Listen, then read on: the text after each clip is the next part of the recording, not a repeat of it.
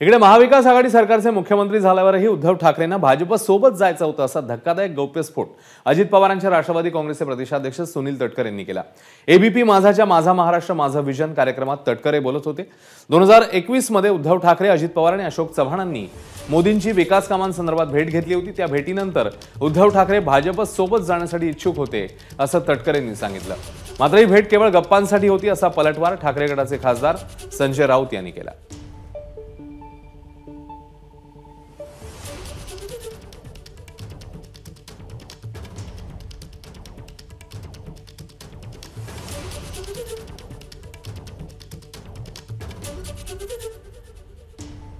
मी जे बोलतोय ते सत्य आहे।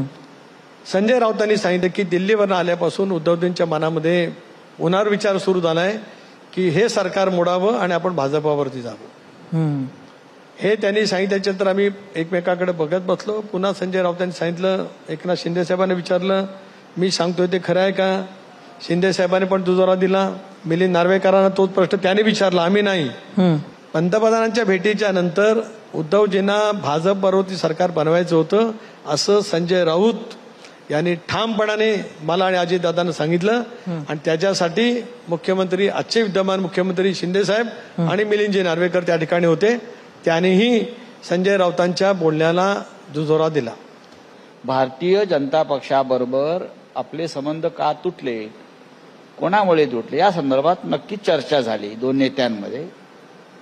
हे स्वतः उद्धवजीने आम्हाला त्यांच्या सहकाऱ्यांना सांगितलं की माझी नरेंद्र मोदीजींबरोबर अमुक अमुक चर्चा झाली आणि मोदीजींच्या मनामध्ये असं आहे की आपण पुन्हा एकत्र यायला हवं असं उद्धवजीने आम्हाला सांगितलं। आणि त्यात चुकीचं काहीच नाही, त्यात चुकीचं काय आहे?